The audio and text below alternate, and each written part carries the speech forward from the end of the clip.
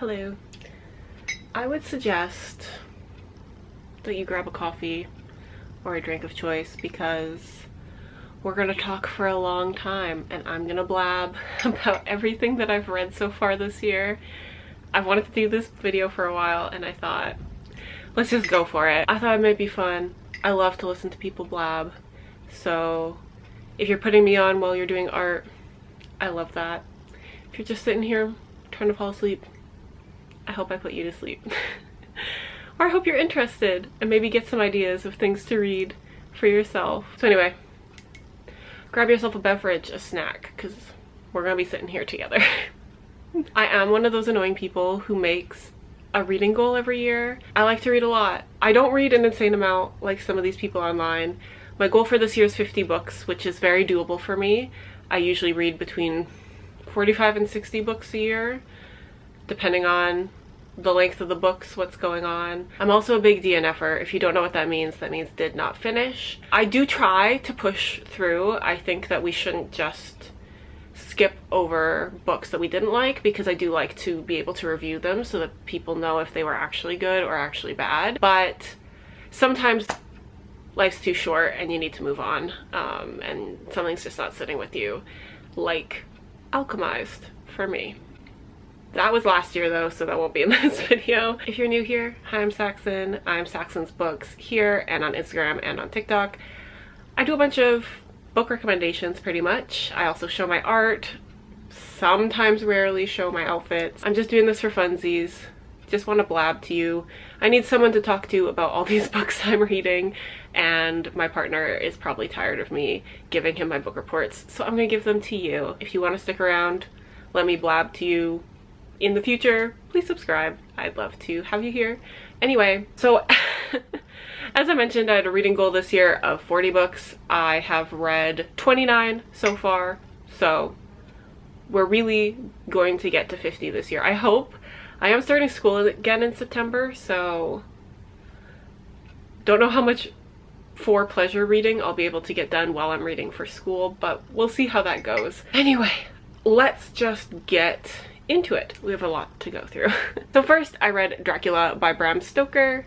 I've read this before. I read this for my undergrad. I actually did my undergraduate thesis on Dracula, but I hadn't read it again, and it's been 10 years, so it was lovely to revisit it. I still very much love this book. If you've seen Nosferatu, I feel like that's a closer interpretation to the book than the actual movie Bram Stoker's Dracula, the one with Keanu Reeves and Winona Ryder and is it Gary Oldman? That movie is really fun and really beautiful, but Nosferatu, the newer movie or the older one, I love them both, closer to this book. Jonathan Harker is a solicitor, or if you're from North America, that would be just a lawyer. He is going to visit Count Dracula at his giant crumbling castle in Transylvania, so that he can sign some paperwork for a property he is buying in England. Very strange things are happening in the castle. Jonathan Harker becomes very terrified very quickly and soon learns that there is something off about the Count. When Jonathan Harker returns back to England, he finds that his wife's friend has fallen ill and it might be vampirism. When the Count comes, their group of friends try to hunt him down with the help of Dr. Van Helsing and with the typewriting abilities of Jonathan Harker's wife, Mina.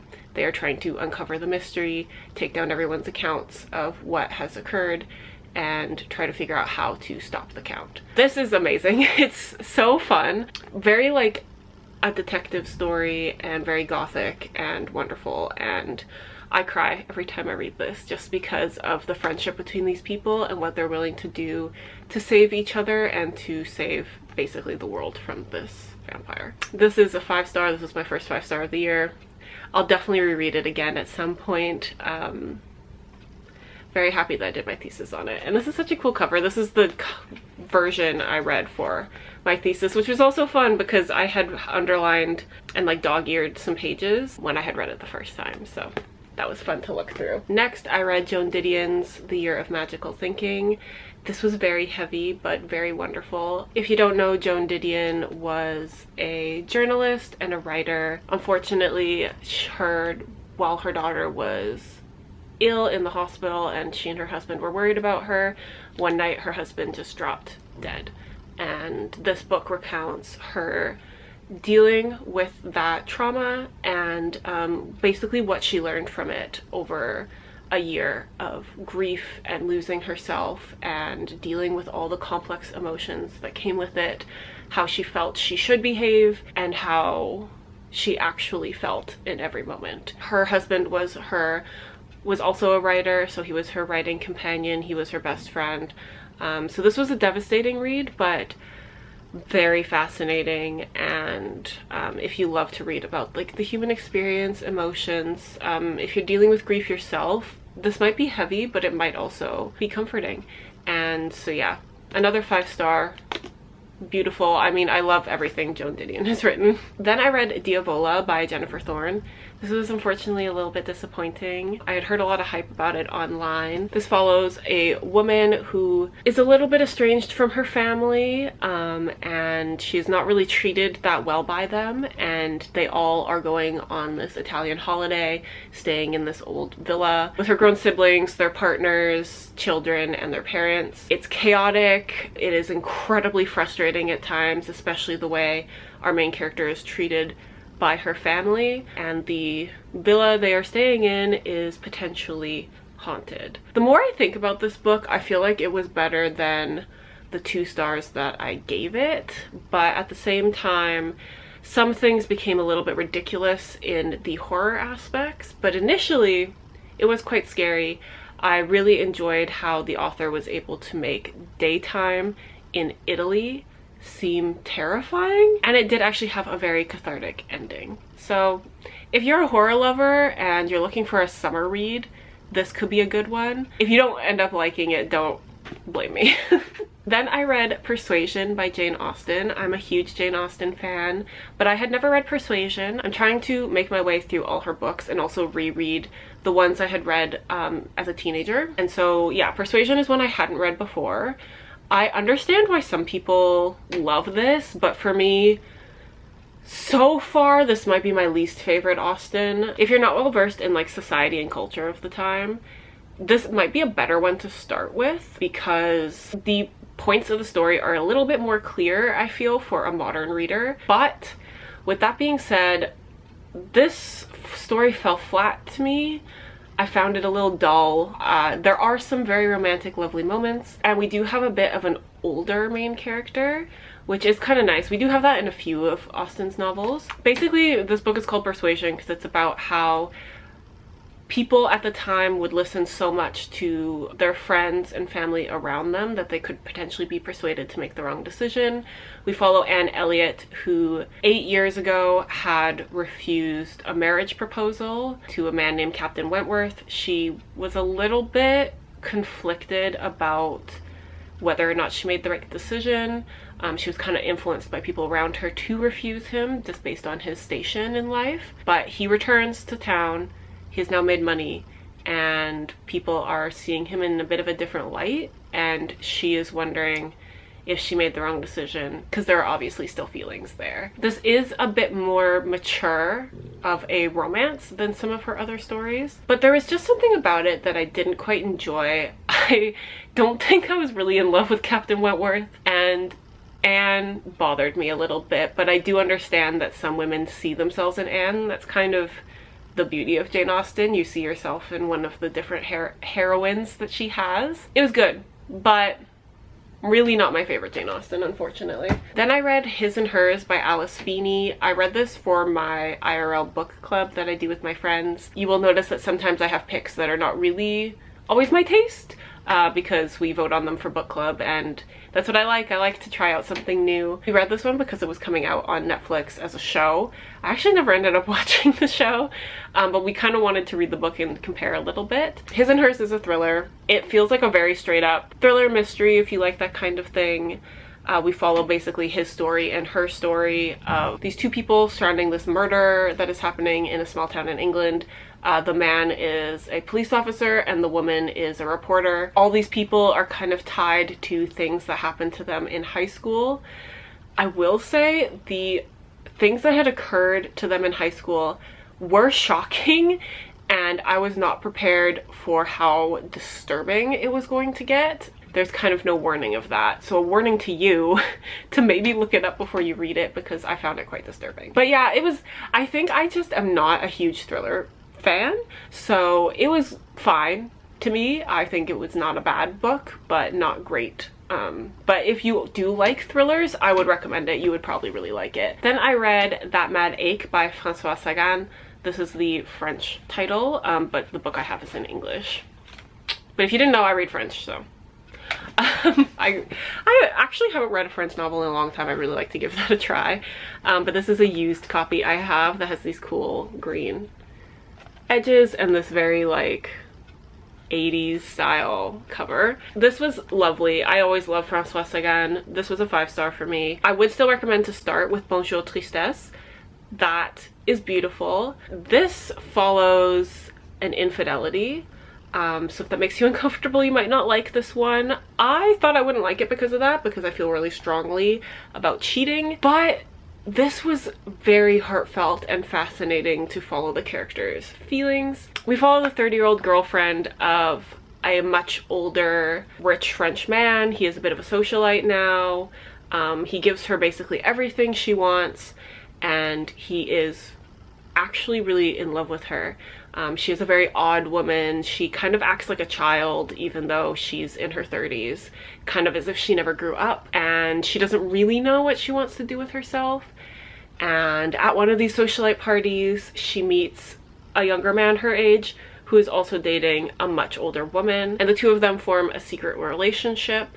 And she kind of has to decide between this younger man and this older man. The younger man will kind of provide instability, but that whirlwind romance that she thinks she's looking for, whereas the older man will provide more stability and more room for her to be herself. What happens does end up being quite harrowing. I mean, if you've read Bonjour Tristesse, you know that things are kind of fun and sort of light until they're not. And this book is the same. Yeah, just a very interesting perspective. Things I thought would annoy me and didn't. Yeah, I would definitely recommend this one. A very interesting perspective on relationships and kind of our place in the world and what actually really matters. Then I read The Night and the Moth by Rachel Gillig. I loved her first duology, which was, the first one was called One Dark Window. This one I didn't love as much as everybody else did. I found that this was just too similar to some of the plot points from One Dark Window, and so it was a bit of a disappointment for me. This book follows Sybil, who is one of the diviners at this cathedral. She and the other young women are drowned and then have visions for visitors and give them basically a divination of their future that is given to them by one of these 6 omens, or I guess they're sort of like gods in this world. And then one day the new king comes and she kind of gives him a negative vision and sort of gets wrapped up in the king's plot.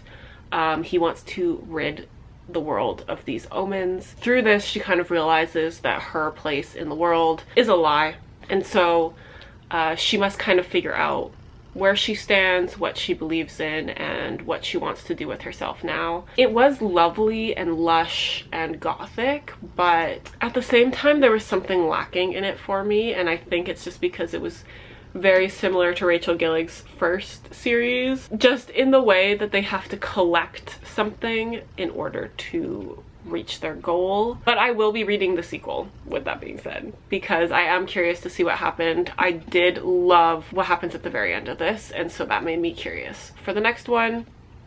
If you liked her other stuff, it's worth picking up. Then I read Wings of Starlight by Alison Saft. I did not know this was a Tinkerbell book. I just saw the cover and I had heard it was kind of a sweet fantasy and fairy tale, and at the time I wanted something a little bit uplifting. So I enjoyed it, but it was much more middle grade feeling than I anticipated. And as you can tell, very different from what I usually read. But I did enjoy it. If you are a Disney fan, if you want something incredibly lighthearted, I would read that. Basically, Clarion is becoming the new queen of Pixie Hollow, and she has a lot of pressure on her to perform well. She wants to please everyone and make everyone happy, but Pixie Hollow has been sort of, the spring and summer and autumn areas have been cut off from winter because winter is supposed to be dangerous and evil. But Clarion meets the Sentinel, I think he's called the Sentinel. And then she meets Milori, who is the guardian of the winter woods, and she realizes that winter isn't that bad, and he shows her all the beautiful things about winter, but she keeps having to go back to spring before she gets frozen. It's very sweet. And then there is these kind of creatures that are coming into Pixie Hollow that are injuring fairies and putting them to sleep, and they need to kind of team together to stop that and sort of change the way Pixie Hollow has been running and kind of open winter up a little more to the rest of the world, and not make it such a scary place. It was adorable. If you really need a palate cleanser or you're a Disney fan, which I'm not really, I'd give it a read. It was fun. That's all I can really say about it. Then I read Two Can Play by Ali Hazelwood. I hated this. I'm so sorry if you love her. I liked The Love Hypothesis. I really liked Bride. Could not read Mate by her. That was a DNF this year. Too weird. I couldn't, with like everybody smelling each other. I can't do it. Two Can Play is about these two people who work for kind of rival gaming companies. They both want the rights to make a game out of this, I think it's like a comic series or something, or a TV series, and our main character is obsessed with it, and so is this man, but they hate each other.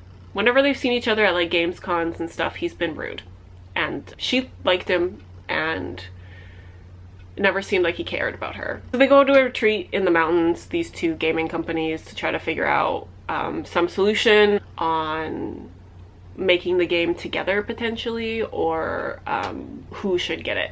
And yeah, they fall in love.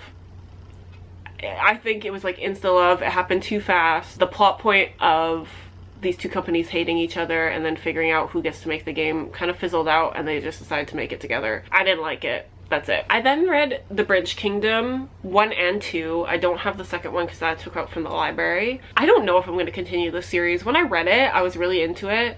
And then I read the second one, and then I just never picked up the third one. This warrior princess is brought up in the middle of the desert with her sisters. They are trained basically to kill, to gain information, to be like assassins and spies. And their father basically is going to just choose one and kill the rest. And she will marry into their rival kingdom, the Bridge Kingdom, so that she can kind of infiltrate, kill their king, and they can take over. But he needs first for them to gain secrets of the Bridge Kingdom, because nobody knows where the actual kingdom is and how they control basically the seas and trading across this huge bridge. It sounds more promising than it is. This feels, I think my problem is that a lot of romantasy is becoming very similar to me, and I'm kind of losing interest because everything is the same. We've got an assassin girl, she's got a bad attitude, she's with this guy, they hate each other and then they love each other, and there's a betrayal, and yeah, that's kind of how I'm feeling about it. If you're still in your romantasy era, I think you'll really like this series. It is a very cool, like, kingdom itself. It's very fast-paced. We're just go, go, go, which if you like that, you might like this, but I don't think I'll be picking up the other books. Yeah, the next two books were this and The Traitor Queen is the second one. I don't think I'm going to continue with this series, though. Then I read The Unselected Journals of Emma M. Lyon by Beth Brower. I read this on audio. I recommend reading these on audio. They are very fun. If you like Jane Austen and that kind of thing, you would like this. This is kind of told in that it's in the like Jane Austen type world. We follow, it's basically reading the journal entries of Emma M. Lyon. She's a very fascinating young woman in this story. She moves to London and she's kind of fighting for her inheritance that is being held by, I believe he's her cousin, and she's also potentially going to fall in love in the future. I do want to get back to these and read the other ones. They are quite short. If you are kind of a cozy girl and you want something kind of fun and precocious with the kind of Jane Austen setting, they're really quite a bit of fun. Then I read Behooved by M. Stevenson. This was really on sale at one of my local bookstores, so I thought, I'll just pick it up. And I did enjoy it, but it's weird. This is a fantasy. It follows a woman who is a princess. She's basically lived her whole life trying to please her parents. She comes from a kingdom where magic is seen as power, but she doesn't really have any. It's her sister that does, but her sister doesn't really want to rule, and is a bit more of a rebel. And so anyway, our main character is told she must go marry into their enemy kingdom, otherwise their enemy kingdom is threatening war. So she goes over there already prepared to hate her new husband, but trying to be nice. He immediately hates her and can't stand her, and she's like, what am I even doing here? Anyway, before she left, her sister gave her this locket that would protect her in the event of somebody trying to hurt her in some way, because they don't know what's going to happen in this enemy kingdom. On the night after their wedding, she is in her bedroom with her new annoying husband. They are attacked, and she opens the locket and accidentally turns him into a horse. And so he is a horse by day and a man by night. I think that was how it was. So they soon realize that they've both kind of been lied to. There is a plot to take over his kingdom. They kind of need to team together to fix the fact that he's a horse and then get back so that he can be crowned, because he's not really yet king, and they can stop this plot from happening. It's very fun and silly, but yes, very silly, because he is turning into a horse and they are still falling in love, which is a little weird, but fun. Then in April, I read The Enchanted April by Elizabeth von Arnim.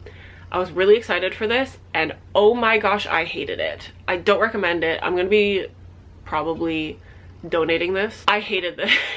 So this has a great premise. We've got these women in London, all kinds of different lives. We have a very, very religious, pious woman who is upset because her husband writes risque novels about the mistresses of kings. We have a woman who is a housewife who feels that her husband doesn't appreciate her enough, and it seems that nothing she does is ever good enough to gain his love back, really. We follow also a socialite type woman who doesn't really want to get married and just kind of wants everyone to leave her alone, and then an old widow who basically is alone in the world and thinks that she wants to be more alone because people annoy her. So they all go in together to rent this castle in Italy, which is very unheard of for their time period. At first, the women don't all completely get along, and they're all kind of just there to enjoy a little Italian getaway. But things happen, and the women eventually invite their husbands, and I hated this, because you'd think the husbands would kind of figure out they're not treating their wives well, or that their wives are unhappy, and change their tune. And it turns out the wives just needed a break. And that's it. Nothing changes. Hated this. Then I read Putting Myself Together by Jamaica Kincaid. This was a collection of her writing from 1974 kind of onwards. I've only really read A Small Place by her. Do I have that? Yeah, it's here. I read A Small Place by Jamaica Kincaid for my undergrad. I really liked it. This changed my perspective on a lot of things, particularly resorts that are on islands. Very interesting. I really like her writing style.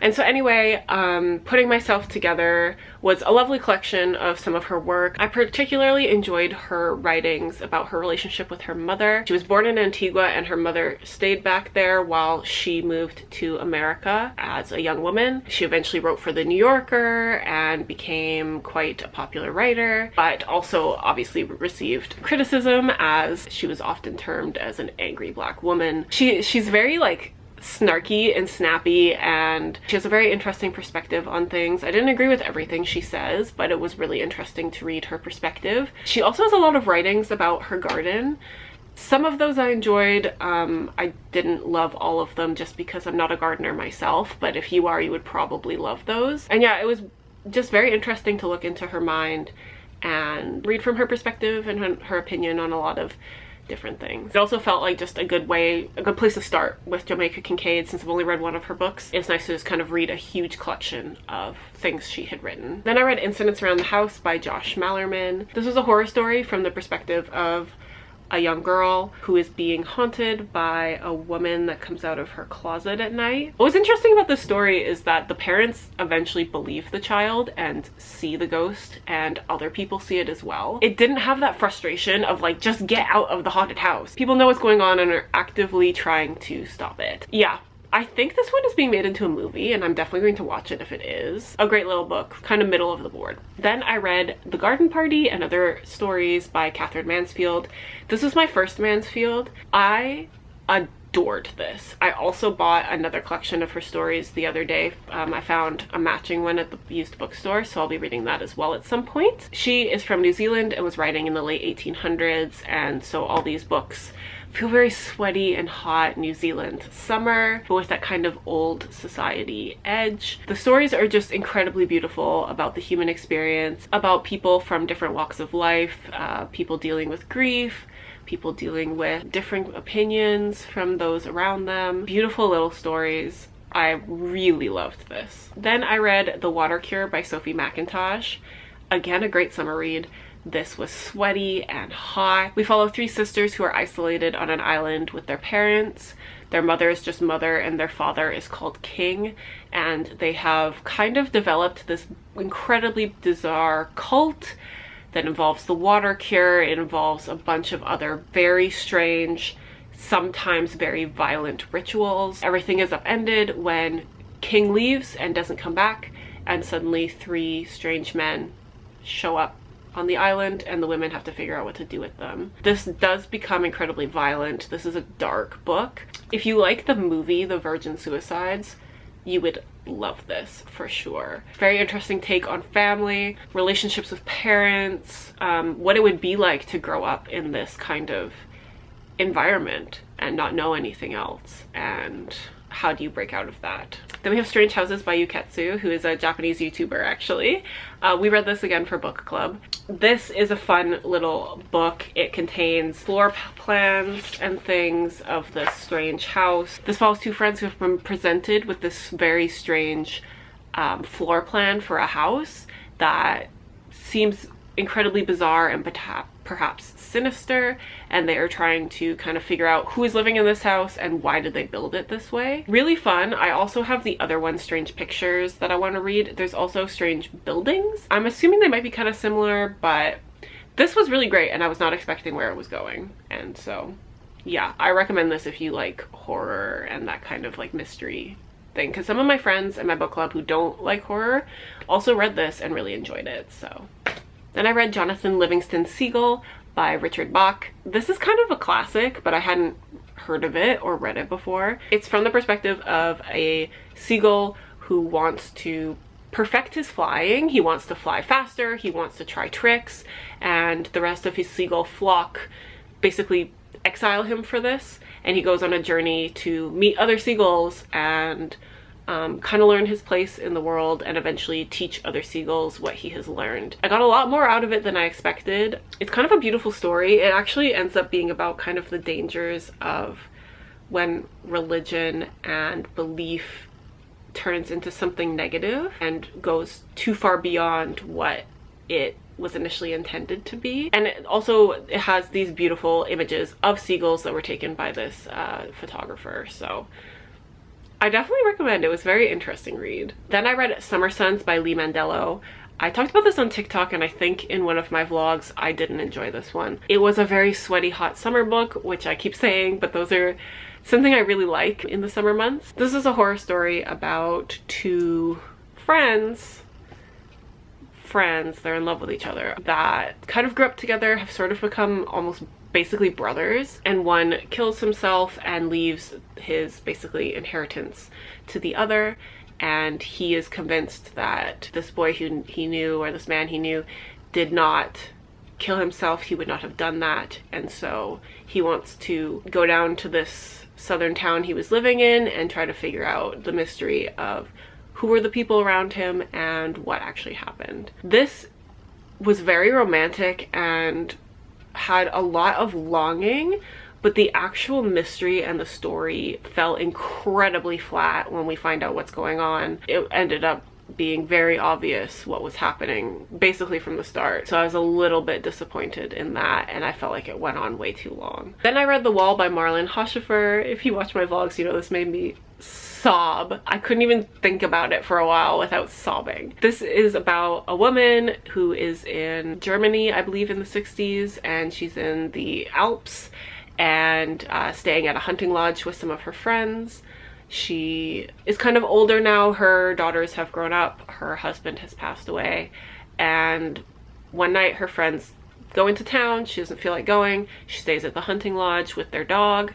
And in the morning there is an invisible wall between herself and the rest of the world, and everything on the other side of the wall is dead. The book recounts how she figures out how to live and survive on her side of the wall. This is basically a meditation on human cruelty, on how to live, on like what is actually important in this world when everything else, basically all the people you know, are gone. It's about protecting animals, it's about caring for nature, and yeah, it's about how cruel people can be for seemingly no reason. That's why it was devastating. But it was a 5-star, but I can't tell you what happens at the end obviously, but read it for yourself and see what you think. Next I read One and Only by Maureen Gu.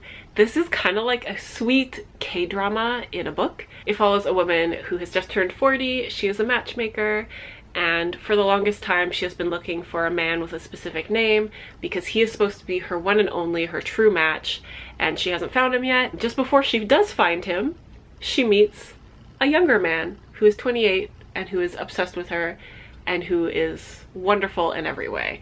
And she kind of has to decide, does she need to follow her matchmaking ancestral belief and choose the man who is supposed to be her one true love, or does she choose this younger man who loves her and seems to align with everything that she wants out of life?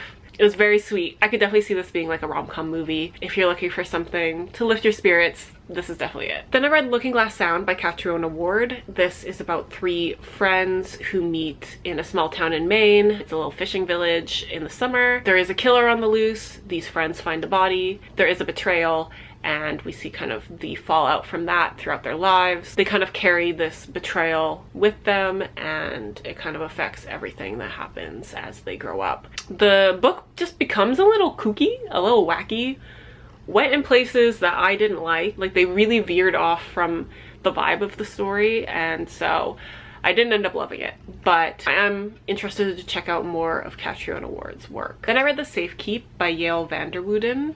This was a disappointment. This was a flop, unfortunately. This follows a Dutch woman in the 1960s, so we are still feeling the effects of World War II. She has been taking care of her ill mother, who has now passed, and now she has decided to take care obsessively of the home and all of her mother's objects. She is very lonely, has no friends, only has her 2 brothers who are kind of off living their own lives, and one brother one day brings home a woman that he is intending to marry eventually, asks if the woman can stay there for a while at their mother's house. Our main character doesn't like that, but kind of has no choice. She and this woman initially kind of hate each other and then eventually fall in love. But there's a twist later in the book of why this woman is actually there. There was a lot of longing and heartbreak, but ultimately the book became very moralizing at the end, and I really didn't like that. So I think it just wasn't for me, might be for somebody else. And I read We Used to Live Here by Marcus Kluwer. This is about a couple who buys a very old house in the middle of nowhere in the woods or in the mountains, and they've decided to kind of fix it up to set it up as an Airbnb for some money. Yeah, so one night the main character's girlfriend is in town, and she opens the door to a family who says that the father used to live there and he wants to show his family around the house and around the property. Our main character is a people pleaser, so she initially doesn't want them to come in, but eventually agrees, and the family just will not leave there keeps being reasons that they have to stay. And initially it seems fine, and things become weirder and weirder. If you liked the Backrooms movie, you would probably like this, but at the same time, I liked the Backrooms and I didn't like this book. I think just because in the end there is no explanation for what is going on, like no real explanation of where it comes from and like why this is happening really, and that annoyed me, and so I didn't love this that much. Then I read The Story of the Lost Child by Elena Ferrante. This is the final 4th book in the Neapolitan Quartet. I can't talk too much about this if you haven't read the other ones, but the first book you've probably heard of, that is My Brilliant Friend. This is one of my favorite series of all time. Highly, highly recommend it. It follows 2 women from when they're girls to when they are older, who are incredibly, incredibly intelligent. They are born in Naples, Italy, and so they grow up in a very poor and violent neighborhood that is controlled by these basically like mob families. And although both girls are incredibly intelligent, they have different opportunities in life. One gets to go to school, becomes a writer, gets to do a lot of amazing things, and the other one doesn't have those opportunities. And so in this book, it's kind of follows them from like their 30s until their 60s, and some tragedies that befall them, and what ultimately happens to them at the end, and their relationship with each other, because the girls very much hate and love each other throughout the series. And yeah, these are beautiful, beautiful books. Hot Italian summer, heartbreaking female friendship, and a woman's place in the world, and especially what happens when you don't have any opportunity and you have all this mind and nowhere to put it. I always highly, highly recommend this series. And then finally I have Pet Sematary by Stephen King. This was my first Stephen King book. Can't say I loved it, but I am going to give some of his other books another shot, because I do like the movie adaptations of his books. So Pet Sematary follows a doctor who moves to a small town in Maine with his family. They move to a house that is right by this busy highway, and it is also near the pet cemetery. And basically near the pet cemetery, if you bury your pet, they might come back. Maybe people too. This was alright. It had a very bleak, horrifying, sad ending, and it was kind of very predictable about what was going to happen as we went along. I was not really surprised by anything going on. This does have very archaic portrayals of like indigenous people. There is an ancient Indian burial ground, things like that. And I didn't love Stephen King's writing about women. It was actually really annoying in this book, but not bad. I have seen the movie as well. I had actually seen it years ago before I read this. The movie's pretty good. I know some people love it. I think this just wasn't for me. It's not really my story. I don't like stuff about like zombies and things. I'm always like, ugh. So I think I will like The Shining and other stuff better. I have a few other Stephen Kings on my shelf, so I am going to get to those eventually. I do want to give him another shot, because I know he is like a great writer. Like, his writing is good, and he is so prolific. So I am hoping I can find a Stephen King that I actually like, because I do love the movie adaptations. But yeah, this was alright. And then the last one, this is Umbria and Shadow by Patricia A. McKillop. I took this out from the library, and I just finished it yesterday. That's why I still have it in the house to show to you. This was a short little standalone fantasy novel. I thoroughly enjoyed it. This is so cozy, so lovely. I think most if not all of Patricia McKillop's books were written in the 90s, and so it has that kind of incredibly lush, filled with like jewels and gold, and you know, feels like bubbles are floating in the air, and it felt very like Howl's Moving Castle and The Labyrinth and Never-Ending Story and those kinds of things. So very cozy if that's what you're looking for, and lovely to read a short standalone fantasy. I don't always want to dive into a huge series. This follows quite a cast of characters, but basically Umbria is this kingdom that is now in turmoil because the reigning prince has died. His mistress is cast out of the castle. He had one very young son who is set to rule, and so someone will need to be the regent for him. And so this woman, named the Black Pearl, is basically going to be the regent and take over. She is quite evil. She might be a sorceress. People think she's been around for centuries. It seems like she might be falling apart, but is somehow secretly putting herself back together every day. And so beneath the sparkling castle, the rest of Umbria is in shadow. The city streets are incredibly dangerous.